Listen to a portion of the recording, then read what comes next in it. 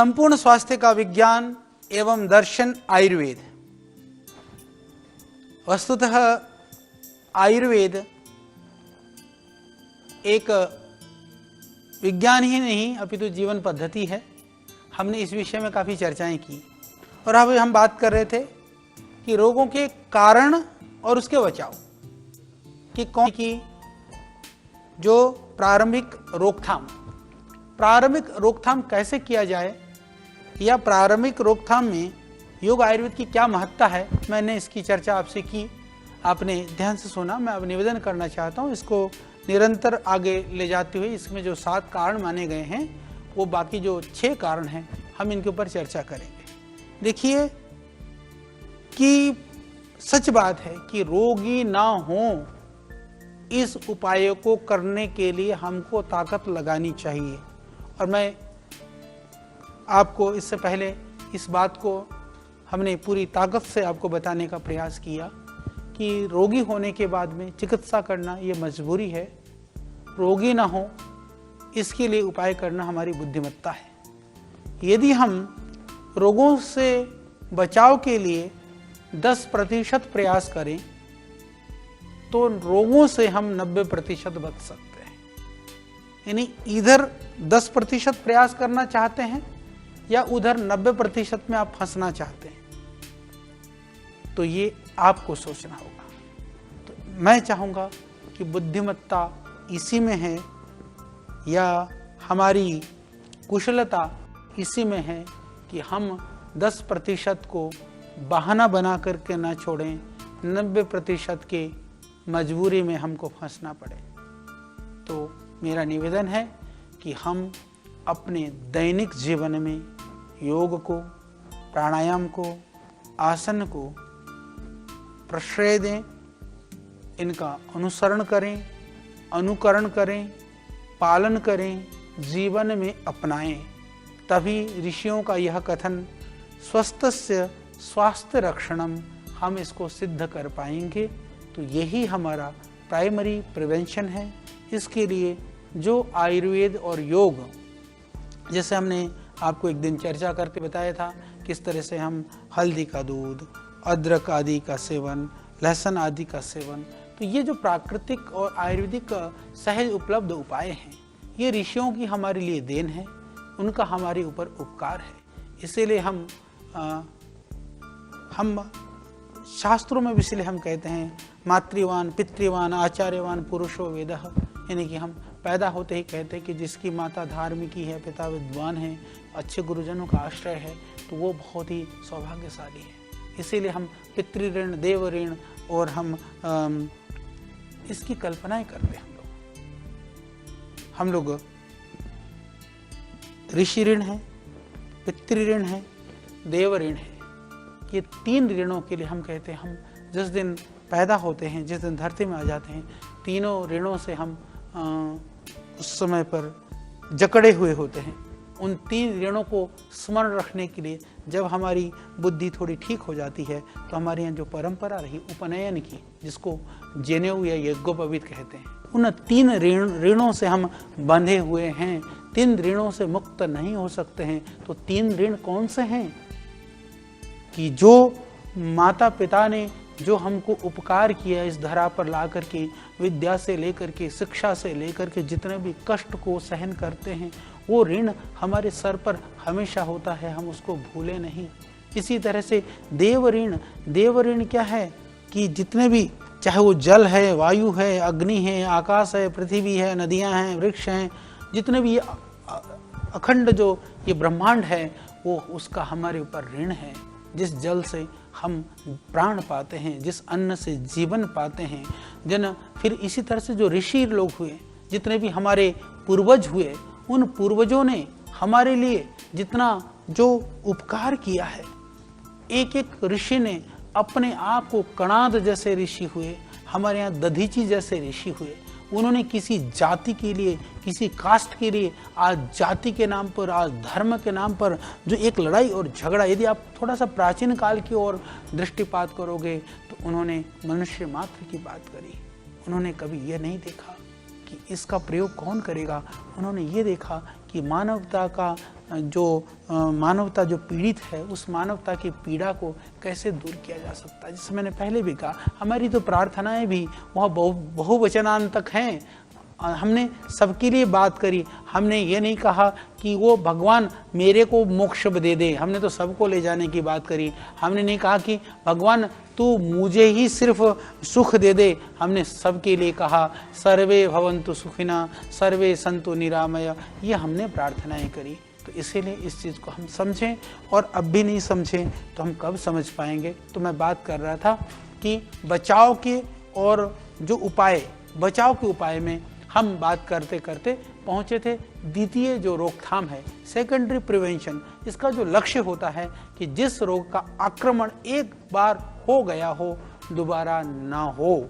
जैसे कि किसी को हार्ट अटैक हो गया तो दोबारा ना हो, किसी को पैरालिसिस हो गया, किसी को अस्थमा हो गया, तो इस तरह की चिकित्सा करें हम कि दोबारा उस स्थिति में वो ना पहुँचे। तो इसके लिए क्या करना चाहिए? तो इसके लिए एलोपैथी के अंदर जो औषधियाँ दी जाती हैं, जो दवाइयाँ दी जाती हैं, जो उपाय किए जाते हैं, तो वो उसके लिए बहुत तरह की चिकित्साएं की जाती है। पर आयुर्वेद के अंदर यदि हम थोड़ा सा ध्यान दें तो आप देखेंगे कि जो शोधन की चिकित्साएं हैं, जो शमन की चिकित्साएं हैं, वो हमारी इतनी कारगर हैं कि सेकेंडरी प्रिवेंशन के लिए भी आप देखेंगे हमारे पास पैरालिसिस होने के बाद बहुत रोगी आते हैं। पैरालिसिस होने के बाद में हम लोग यहाँ उनकी पंचकर्मा से चिकित्सा करते हैं। इसी तरह से हार्ट अटैक के बाद में बहुत सारे लोग आते हैं। तो उन सब के लिए जो आयुर्वेदिक है वो अत्यंत कारगर है। तो हार्ट अटैक का जैसे बहुत सारे जो मॉडर्न सिस्टम ने भी 7 कारण गिना है कि हार्ट अटैक के कारण क्या है। कहा कि उच्च रक्तचाप। तो बीपी को कंट्रोल करने के लिए फिर मैं कहूँगा कि औषधि की जगह पर औषधि से बीपी कंट्रोल करोगे तो उसका साइड इफेक्ट भी होगा। यदि आप उसको योग से प्राणायाम से करोगे तो साइड इफेक्ट भी नहीं होगा, बीपी भी कंट्रोल हो जाएगा। बीपी कंट्रोल होने के साथ में उसकी वजह से जो हार्ट में प्रॉब्लम है वो भी कंट्रोल हो जाएगा। जैसे डायबिटीज़ है, डायबिटीज़ को भी हम लाइफ स्टाइल डिजीज मानते हैं। यदि आप दवाई खाएंगे डायबिटीज़ के लिए तो जो उसका जो दूसरे कॉम्प्लिकेशंस होंगे बॉडी के अंदर, आपकी किडनी पर इफेक्ट करेगी, आपके हार्ट पर करेगी, आपको दूसरी बीमारियां होंगी। तो यदि आप प्राणायाम करते हैं, योग करते हैं, तो आप डायबिटीज़ को भी रोक पाएंगे। डायबिटीज़ की वजह से होने वाला जो हार्ट अटैक है उसको भी रोक पाएंगे। जैसे हाई कोलेस्ट्रॉल है, प्राणायाम करेंगे, योगासन करेंगे, व्यायाम करेंगे तो आप कोलेस्ट्रॉल को भी रोक पाएंगे। तो कोलेस्ट्रॉल के साथ साथ में आप कोलेस्ट्रॉल से होने वाली जो हार्ट अटैक है उसको भी रोक पाएंगे।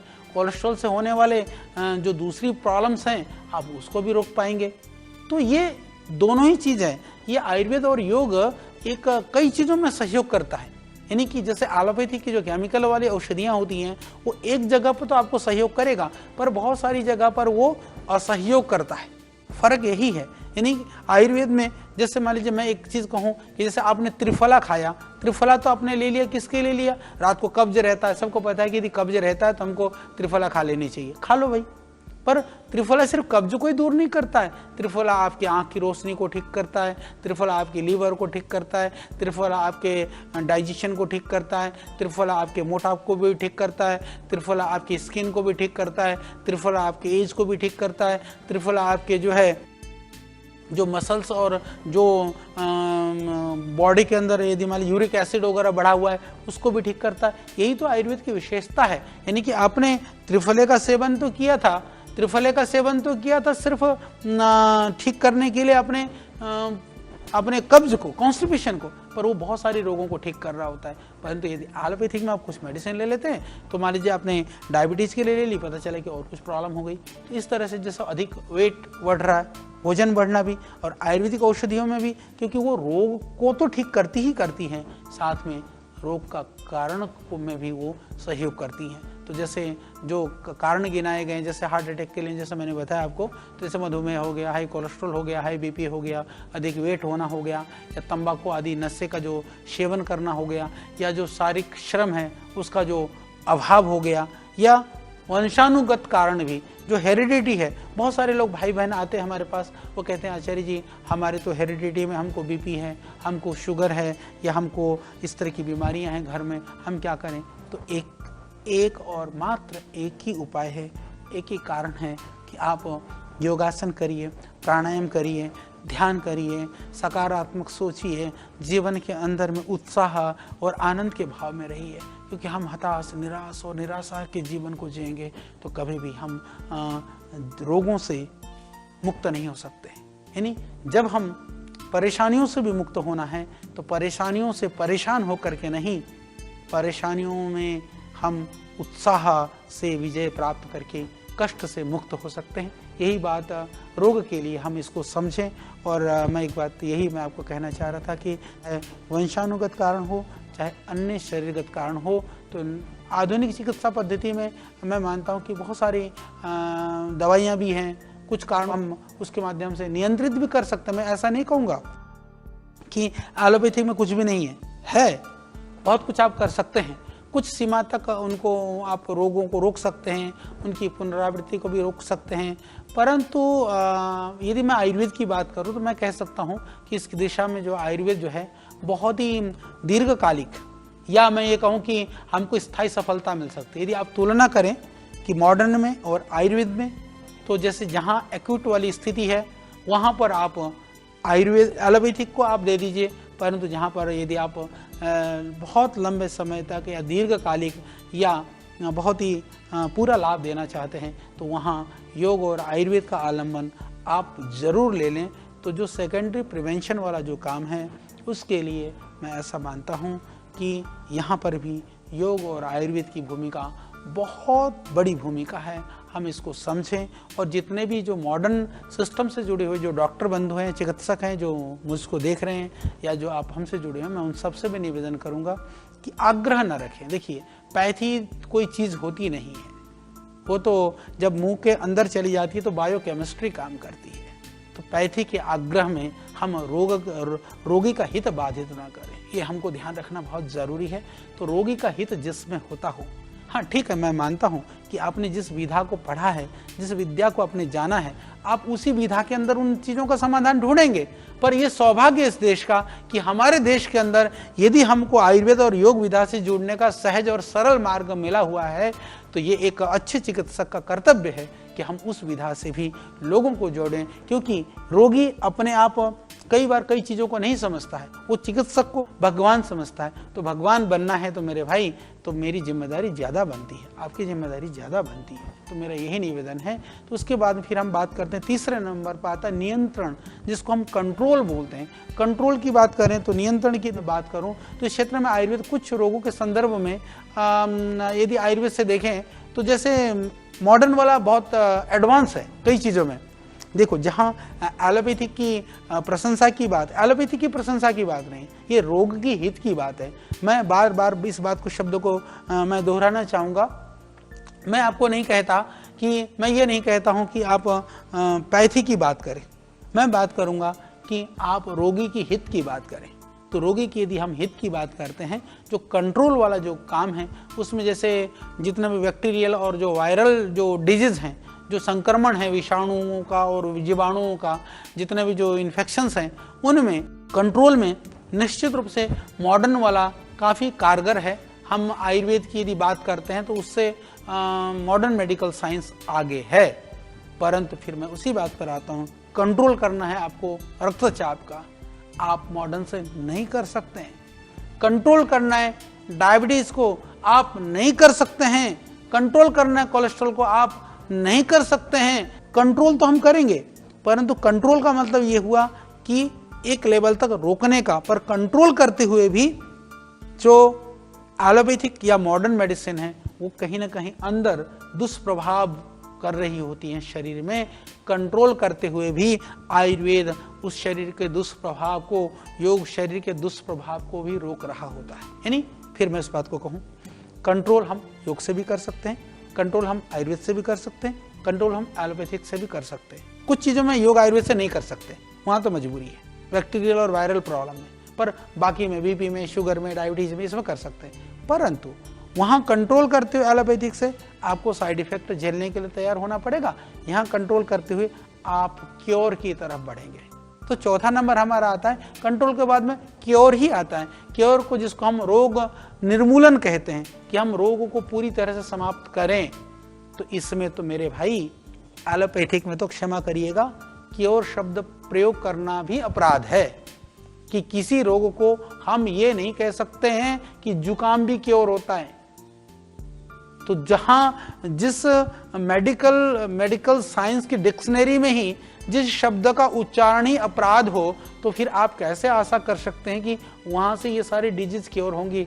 परंतु आयुर्वेद में अनेक रोग पूरी तरह से हम क्योर कर सकते हैं, और जो आयुर्वेद पद्धति में जो क्योर नहीं होने वाले जो रोग हैं वो कुछ हैं जो एकदम क्योर के लिए हम नहीं कह सकते हैं। बाकी बहुत सारी बीमारियां ऐसी हैं। फिर मैं यही कहूँगा कि जो बैक्टीरियल और वायरल प्रॉब्लम्स हैं उसमें कहीं ना कहीं एलोपैथिक, पर कई जगह पर जैसे मान लीजिए कि आयुर्वेद में भी जो जितने भी, जैसे डेंगू है, डेंगू का हम पूरी तरह से क्योर करते हैं। बहुत अच्छी औषधि हमने डेंगू नील बनाई, उसके ऊपर इंटरनेशनल जर्नल में पब्लिश हो चुके। हेपेटाइटिस बी के लिए या लिवर सिरोसिस के लिए, इस तरह की जो क्रिटिकल डिजीज हैं उसके अंदर भी आयुर्वेद आज बहुत ही बेहतरीन काम कर रहा है। कोलाइटिस के लिए, जिसको इरिटेबल बाउल सिंड्रोम है, जो कुछ नहीं समझ में आए तो कह देते हैं इरिटेबल बाउल सिंड्रोम है, उस तरह के रोगों के लिए तो हमारे पास, जैसे ब्रोंकाइटिस के लिए, अस्थमा के लिए, कितना भी भयानक अस्थमा हो, नेचुरोपैथी से, योग आयुर्वेद से, उसमें से 80-90% जिनको बार बार ऑक्सीजन लेना पड़ता है, इनहेलर लेना पड़ता है, वो भी ठीक हो जाते हैं। अर्थराइटिस के लिए यदि मैं बात करूं, हमारे पास आज भी लाखों, हजारों नहीं, सैकड़ों नहीं, अर्थराइटिस के लाखों रोगी हमारे पास हैं। उनमें से लाखों रोगी पूरी तरह से ठीक हैं। अब मैं सोरियासिस की बात करूं, सर दर्द की बात करूं, कितने मैं रोगों की बात कर सकता हूं, कितनी बीमारियों की बात कर सकता हूं कि आज आयुर्वेद की वजह से पूरी तरह से ठीक हैं, निर्मूल हो करके बैठे हैं। यानी कि मैं आप सब लोगों को ये निवेदन करना चाहता हूं कि आयुर्वेद के अंदर में रोगों को निर्मूल करने की, यानी रोगों को क्योर करने की बहुत अपार संभावनाएं हैं, बहुत ज़्यादा है।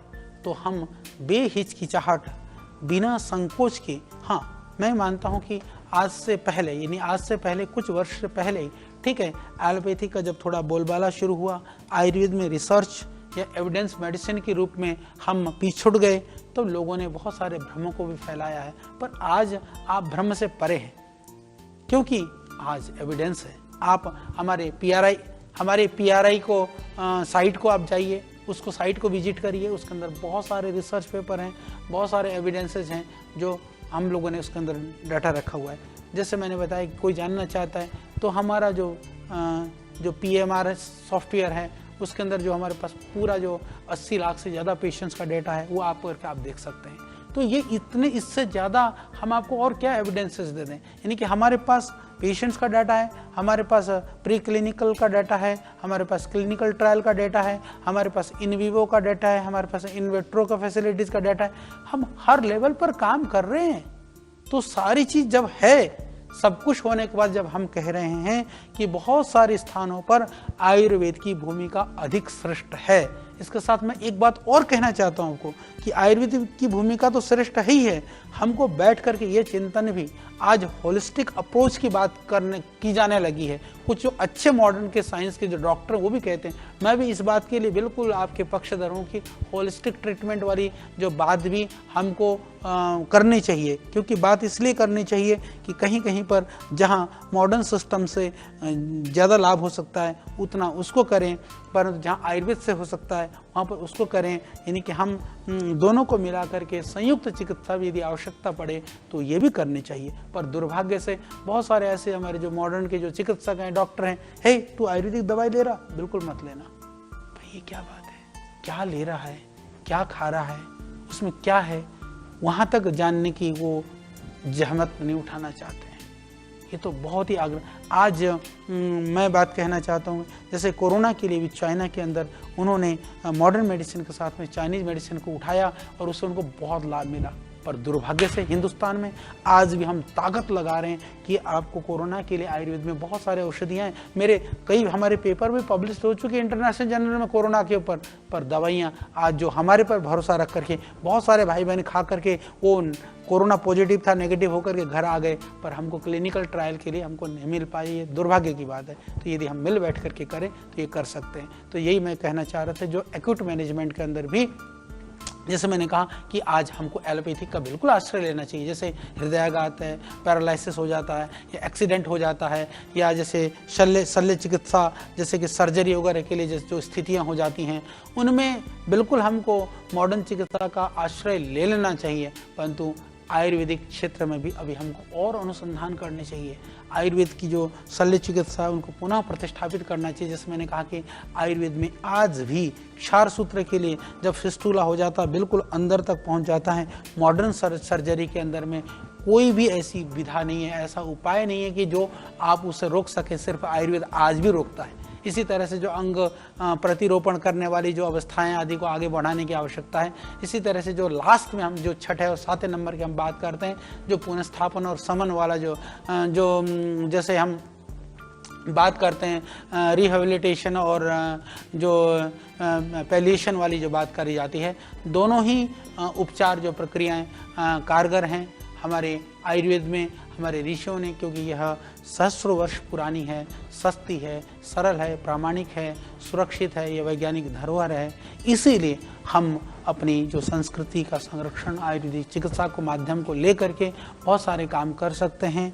और मैं ये भी निवेदन करना चाहता हूँ कि यदि हम आयुर्वेद को अपनाते हैं तो जीवन में सहजता और प्रकृति के साथ सन्निकटता और प्राचीन उच्च जीवन और मूल्य और आदर्शों का उसके ऊपर रुचि, अभिवृद्धि, मन में शांति और आनंद, उसके साथ साथ में प्राकृतिक पदार्थों का सहज उपलब्धता, ये एक बड़ी चीज़ हमको मिल सकती है। और मैं ये भी कहना चाहता हूँ कि बहुत सारी जो आयुर्वेदिक जड़ी बूटियाँ, औषधियाँ हमारे घर में हैं, आंगन में हैं, बगीचे में हैं, तो इनको प्राप्त करना भी सरल है। और इसके लिए हमको प्रकृति से जुड़ना पड़ता है। जड़ी बूटी चाहिए तो जंगल में जाओ, जड़ी बूटी चाहिए तो खेत में जाओ, जड़ी बूटी चाहिए तो आप हमारे जो आदिवासी हैं, वनवासी हैं, जनजाति हैं, ग्रामीण वासी हैं, उनके पास जाइए। तो उससे हमारी भाईचारा, हमारी प्रेम भी बढ़ेगा, जड़ी बूटियों के प्रति प्रेम बढ़ेगा, वनस्पतियों के प्रति प्रेम बढ़ेगा।